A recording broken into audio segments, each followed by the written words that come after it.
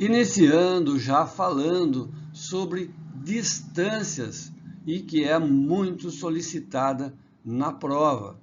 Aqui na pergunta fala assim, ó: a distância percorrida pelo veículo do momento em que o motorista vê o perigo até a imobilização total do veículo é denominada.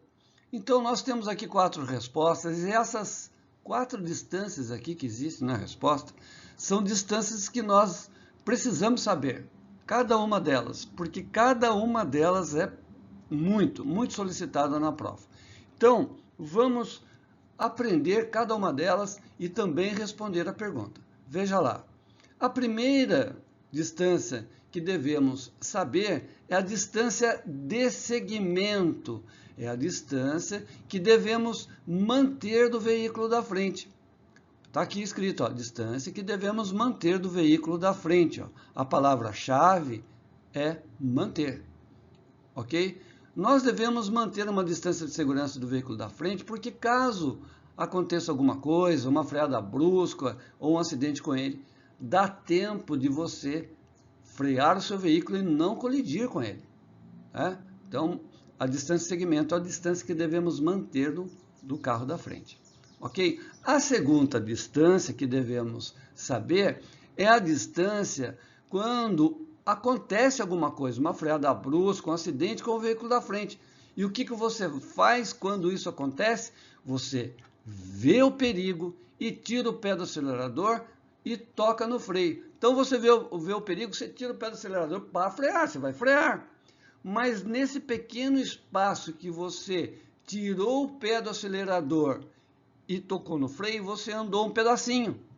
Você andou um pedacinho, né? Você vai frear. Você fez isso muito rápido. Mas esse pedacinho que você andou chama-se distância de reação. É o tempo que você reagiu, ok? Então aqui, ó, vê o perigo, tira o pé do acelerador e toca no freio. E depois, né? Eu ponho aqui o toca no freio porque você toca e vai apertar forte para frear. Ok? Então, quando você pisa forte para frear, é a distância de frenagem. Ó, você pisou, né, no freio até a parada total. Essa é a distância de frenagem. E por último, é o que ele está pedindo aqui, ó. A soma da distância de reação mais a distância de frenagem vai dar a distância de parada, que é o que ele está pedindo aqui, ó. A distância percorrida pelo veículo do momento em que o motorista vê o perigo até a imobilização total do veículo é denominada distância de parada. Está aqui, ó. Essa é a resposta. Ok? Então aqui nós já aprendemos, né, as 4 distâncias. Anote aí, tira o print de tela, para você não esquecer. É muito solicitada na prova. Próxima pergunta. Em condições de chuva intensa e diminuição da visibilidade, o condutor deve trafegar com velocidade reduzida e utilizar.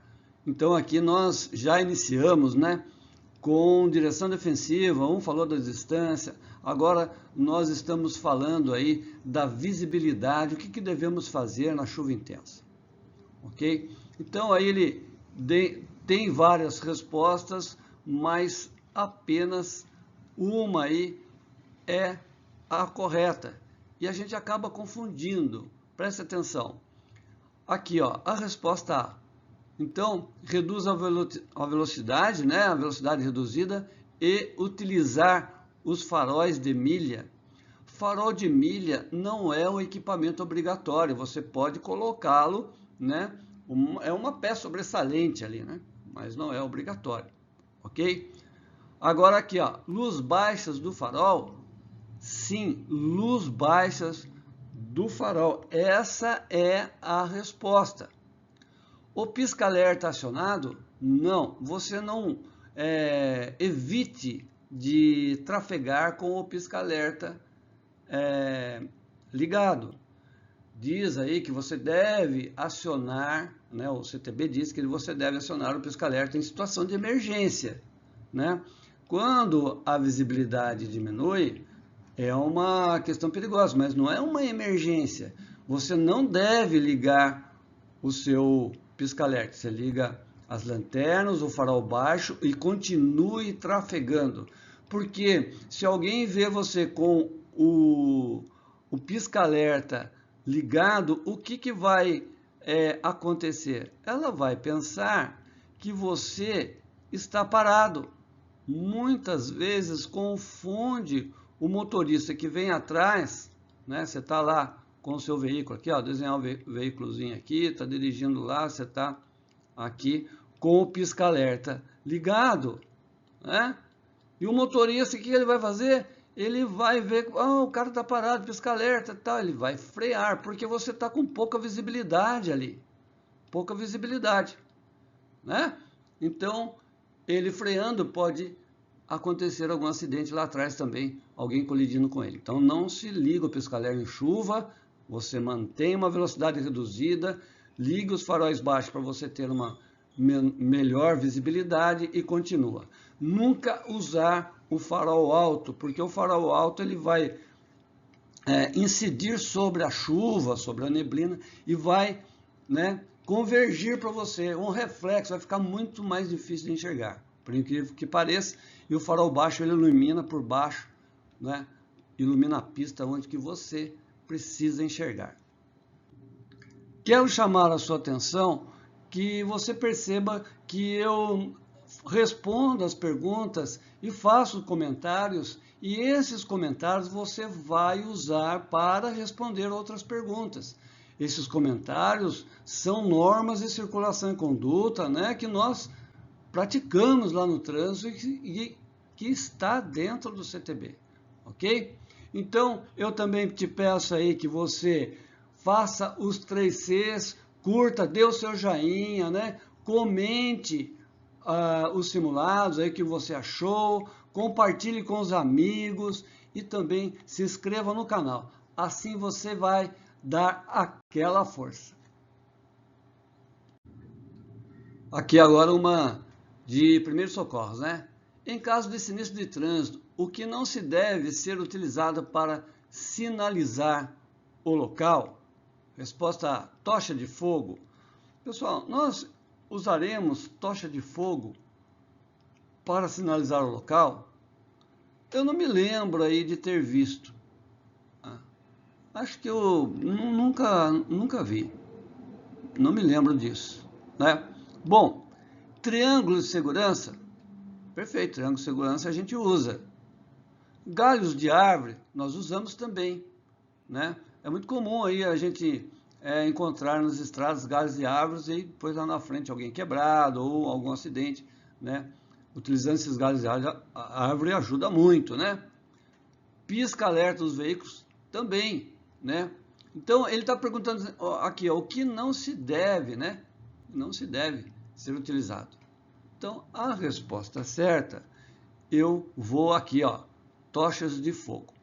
Ao você tentar fazer tochas de fogo para sinalizar, né, você pode incendiar aí o carro, lembrando que o veículo ele tem combustível explosivo. Num acidente pode estar ali um vazamento de combustível, olha o perigo que é isso daí, né?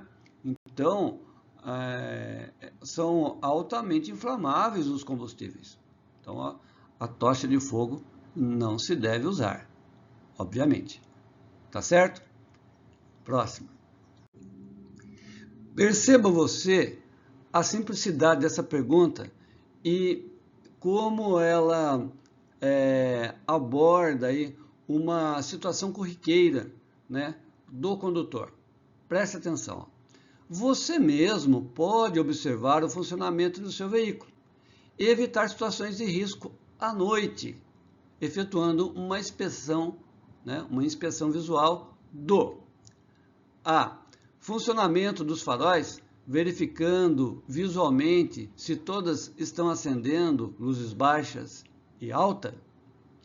B. Nível de óleo de freio do motor e de direção hidráulica, observando os respectivos reservatórios conforme manual do proprietário. Beleza, muito interessante. Aqui, ó, o nível de óleo, legal, você precisa ver também, né? Você precisa periodicamente verificar isso. Olha aqui de novo, ó, na C, por exemplo, ó, nível de óleo do sistema de transmissão, no câmbio ali, é óbvio também, é uma manutenção, você periodicamente precisa estar revendo tudo isso para ter o bom funcionamento do veículo, ó, para o veículo de transmissão automática, verificando o nível do óleo, né, do reservatório ali. Perfeito. E aqui, ó, nível de água do radiador nos veículos refrigerados a água, verificando o nível do reservatório de água. Ótimo. Todas essas respostas é uma manutenção periódica do veículo, mas ele está perguntando uma coisa muito óbvia aqui e você não cai aí de bobeira, ó. Evitar situações de risco à noite. E à noite nós precisamos do quê? Luzes baixas e altas, né? O funcionamento dos faróis, ok? Verificando visualmente se todos estão acendendo. Então, essa é a resposta certa, né? Mas lembrando que todas essas ações que você acabou de ler aqui, né? Que nós acabamos de ler, são manutenção periódica do veículo. Próxima pergunta. Entre as manutenções necessárias do veículo para o controle do nível de poluição atmosférica, destaca-se a verificação da vida útil do A. Filtro do ar condicionado, B. Filtro de ar, C. Odômetro, D. Radiador. Para que você tenha uma explosão perfeita lá dentro do motor para acionar os cilindros ali, você precisa de uma mistura perfeita de ar e combustível. Então, é necessário que você tenha o filtro de ar em boas condições, limpinho ou novo, né? Então, destaca-se a verificação do filtro de ar, né? A vida útil aqui do filtro de ar. Aí ele fala aqui do ar-condicionado, não tem nada a ver. Odômetro é aonde marca ali no painel do carro a quantidade de quilômetros que você já percorreu. O radiador é aquela parte onde você põe a água ali para refrigerar o motor. Próxima. Nós vamos abordar agora nessa pergunta uma das placas muito comum que você vai ver aí nas vias. Perceba então, diante da placa de advertência A37, o condutor deve estar alerta quanto a largura máxima do veículo, com ou sem carga, pois a via à frente tem limitação de largura. B. Ao peso máximo por eixo de veículo de carga, pois a via à frente tem limitação de peso. E aqui, a resposta C. A altura máxima do veículo, com ou sem carga, pois a via à frente tem limitação de altura. Percebam aqui, pessoal, que essa placa é uma placa de advertência. A placa de advertência avisa o potencial perigo da via. Quando fala potencial perigo, nós costumamos resumir assim, que a placa amarela de advertência avisa você antecipadamente aquilo que vai ocorrer lá na frente, o potencial perigo. E nesse caso aí, qual é o potencial perigo, né? Esses dois triângulos que tem aqui, um apontando para cima e outro apontando para baixo, assim, ó, mostra a limitação de altura. E tem aqui 4,0 m, né? O m é metros, né? A altura 4 metros, ok? Então, só vamos observar que a resposta C é a resposta certa. A altura máxima do veículo com ou sem carga, pois a via à frente tem limitação de altura. É isso aí, uma placa muito comum, né? Então, todo motorista deve saber o comprimento do seu veículo, a altura do seu veículo e a largura do seu veículo, para você respeitar essas sinalizações. Perceba você que eu estou lendo as perguntas e muitas das vezes já respondendo, explicando, né? Aqui então é mais uma explicação aí das perguntas, e são perguntas que nós tiramos aí de prova, né? Feita no CFC onde eu trabalho, Por isso, já vamos corrigindo e tal, porque são assuntos aí, se você está no processo de obtenção da CNH, você já está, né, acostumado com os termos, com essa abordagem, então a gente já vai direto ao assunto, já vai explicando, assim eu acho que fica mais dinâmico o vídeo, né? Então vamos lá. Com o veículo em circulação, um dos documentos de porte obrigatório isso aqui é uma coisa também muito corriqueira, se você for parado aí por agente de trânsito, ele vai pedir as documentações aí necessárias, porte obrigatório, ok? Então vamos lá, ó. A, o documento de habilitação acompanhado da carteira de identidade. B, a apólice de seguro contra o roubo e furto de veículo. Essa B aqui, a gente já pode descartar aqui que vai pedir apólice de seguro, então não tem nada a ver, né? Aqui, ó, C, o documento de habilitação expedida por meio físico e ou digital. E a D, o manual do proprietário entregue pelo fabricante. Manual do proprietário também não tem nada a ver, né? Poderia aí você confundir, né, o documento de habilitação acompanhado de carteira de identidade, mas não é. A resposta certa é o documento de habilitação expedida por meio físico e ou digital. Na pergunta, ele aborda uma coisa aqui, ó, um dos documentos, porque os documentos de porte obrigatório são dois, a habilitação e o documento do carro, o CRLV, ok? Então a resposta certa é a C. Físico, documento de habilitação, físico e ou digital. Próximo. Agora uma de primeiros socorros.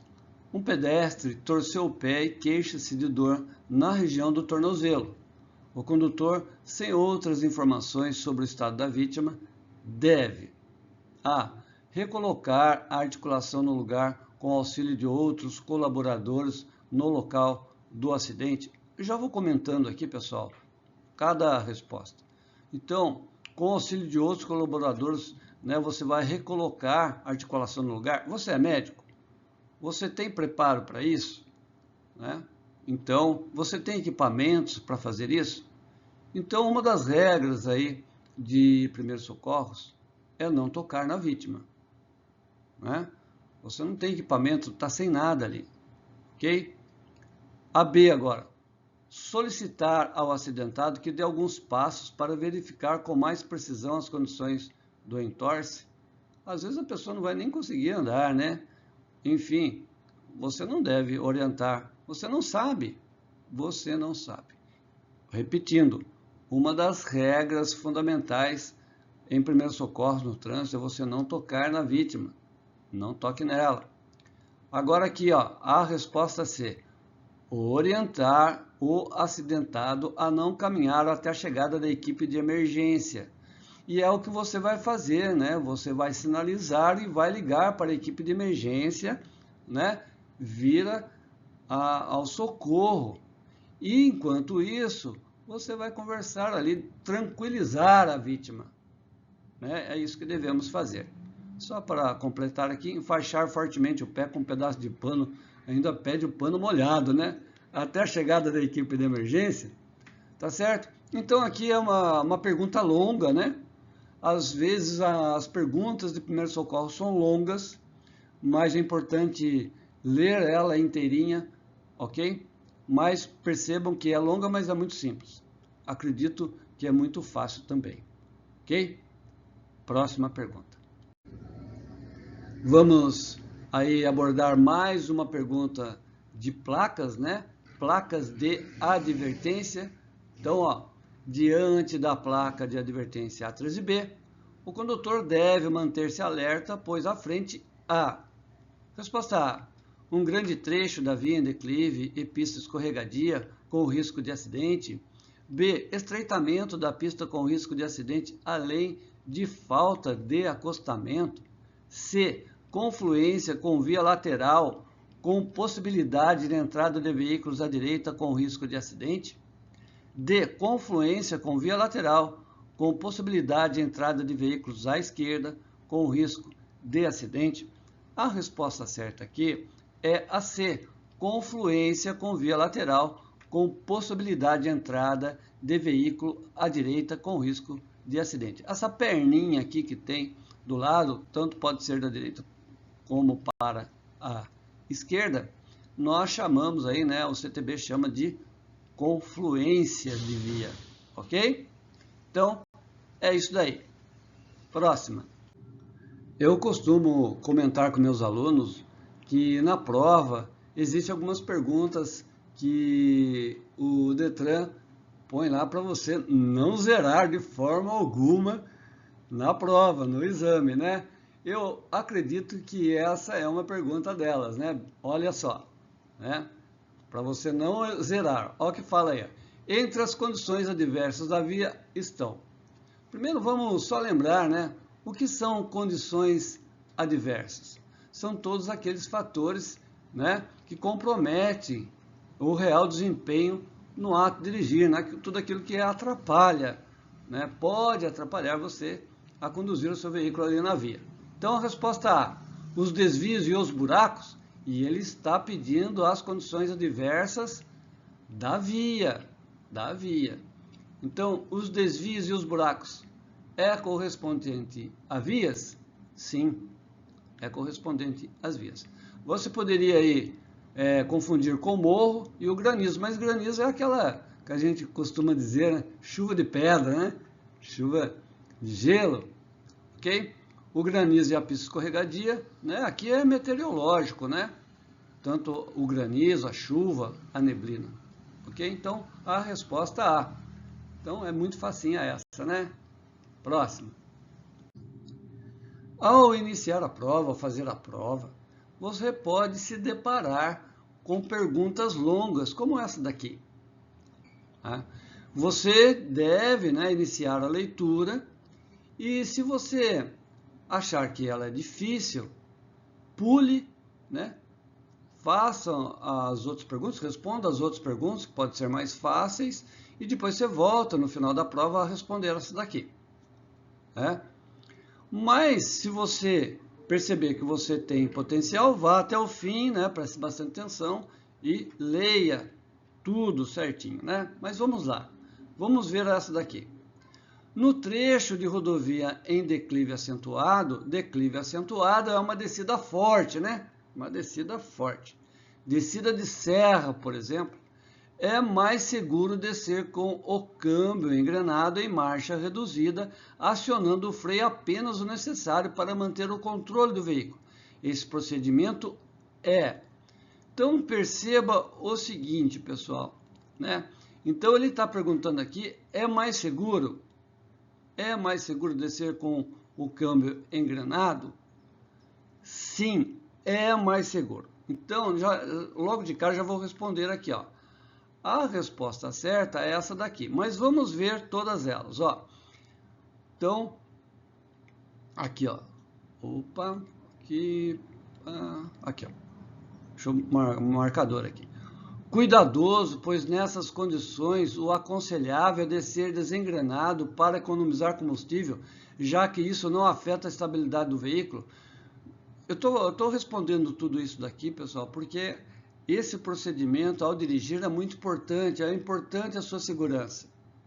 Né? Podia responder aqui, já mudar de questão, mas eu quero que você aprenda, porque isso é uma das ações mais importantes que você vai fazer aí como condutor. Então, você não deve descer só com freio desengrenado para economizar combustível. Você vai gastar o freio numa descida de serra, você pode superaquecer o freio e perder o freio. Imagina você numa serra sem freio, ok? O adequado, né, o certo é para não forçar o freio e evitar o seu aquecimento, mantendo o controle sobre o veículo. Então você deve, né, descer com o câmbio engrenado. Assim aqui, ó, descer com o câmbio engrenado é incorreto, pois deve-se manter o pedal do freio acionado o tempo todo para aumentar a segurança na descida?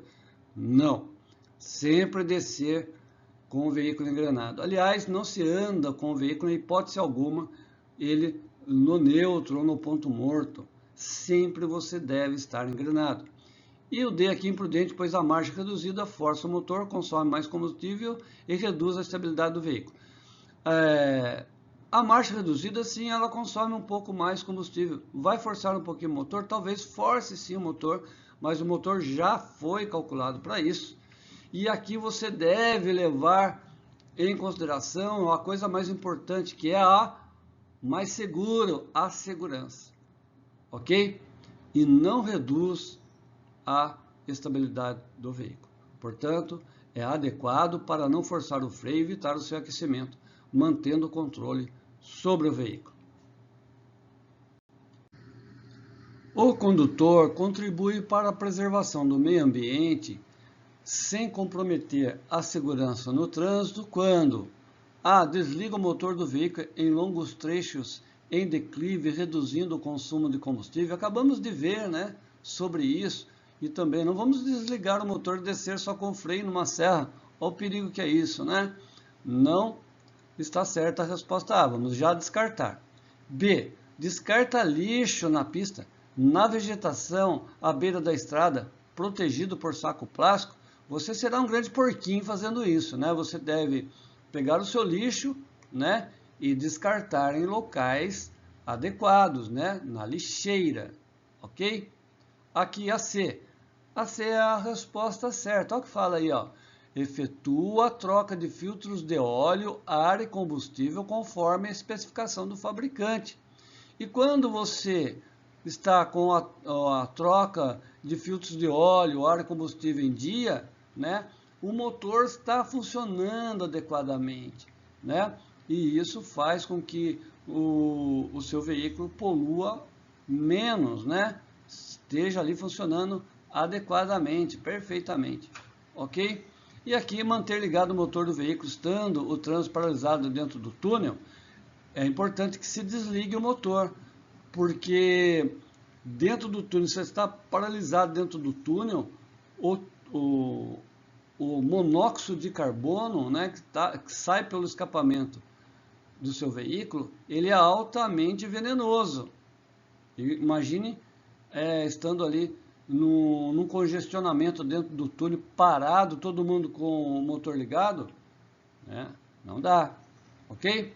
Então a resposta certa é a C. Efetuar a troca de filtros de óleo, de ar e combustível conforme especificação do fabricante é uma manutenção periódica. Próximo. A emissão de gases poluentes por veículos pode causar danos à saúde das pessoas, entre os quais A. Dores de coluna, perda da audição e náuseas. B. Perda da audição, dificuldade de respirar e torcicolo. C. Ardência nos olhos, náuseas e dificuldade de respirar. D. Dificuldade de respirar, torcicolo e perda da audição. Então, vamos avaliar aqui. Eu acredito que seja muito fácil essa aqui, muito simples, né? Aqui a resposta certa é a ardência nos olhos, náuseas e dificuldades de respirar, porque é a emissão de gases poluentes, né? Eu acabei de comentar na pergunta anterior sobre o monóxido de carbono. O monóxido de carbono é super venenoso. Se você ligar um veículo dentro de uma garagem fechada, você vai morrer intoxicado com o monóxido de carbono. Então, vai dar ardência nos olhos, náuseas, dificuldade para respirar. Tá claro? Tá bem fácil aqui, né? Dores na coluna não tem nada a ver com a emissão de gases, né? Perda da audição é com o barulho, né? Dificuldade de respirar poderia ser, mas ele volta aqui, a torcicolo e perda da audição. Audição com barulho não é nada referente a gases aí. Próximo. Agora mais uma sobre sinalização. E agora sinalização de regulamentação. As placas vermelhas são sinalização de regulamentação. Eu falo placas vermelhas, né? São as placas circulares com as bordas vermelhas, né? E quando existe a faixa, né, na diagonal, ela indica uma proibição, né? Vamos lembrar disso aí, ok? Então vamos lá. Diante da placa de regulamentação R12, qual deve ser a ação, né? Qual deve ser a interpretação do condutor? A. Apesar de proibida a circulação de motocicletas, vamos dar uma paradinha aí. Circulação de motocicletas, o que está aparecendo aqui na placa é uma bicicleta. Então, ó, já vamos descartar a resposta A. Apesar da proibição de circulação de motocicleta, o condutor deve manter atenção em relação ao desrespeito da sinalização. Descartado já. B. Apesar de proibida a circulação de crianças, aonde tem algo relacionado a criança nessa placa? Descartemos também essa daqui. C. Apesar de proibida a prática esportiva, o que se está referindo aí à prática esportiva nessa placa? Absolutamente nada, né? O condutor deve manter atenção em relação ao desrespeito da sinalização. Então, só sobrou aí a D, né? A D é a resposta certa. Ó. Apesar de proibido o trânsito de bicicleta, né? Está proibido porque tem essa faixa na diagonal aqui, proibindo o trânsito de bicicleta. O condutor deve manter atenção em relação ao desrespeito da sinalização. Mesmo proibido, pode ter algum ciclista ali na via. Pode ser que algum ciclista não viu a placa ou não conhece a placa e está trafegando na via com bicicleta. Próxima pergunta. Querido aluno, você deve prestar atenção nessa pergunta, porque ela tem duas pegadinhas muito sutis. Vamos lá, preste atenção aqui.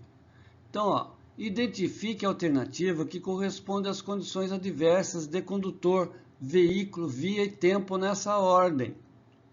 Então, vamos aqui conferir só os primeiros aqui, ó, porque daí a gente já vai descartando. Porque se é na mesma ordem, se não corresponder à mesma ordem aqui, a gente já descarta. Então, por exemplo, ó, a resposta A, fadiga está relacionada com o primeiro aqui, que é o condutor?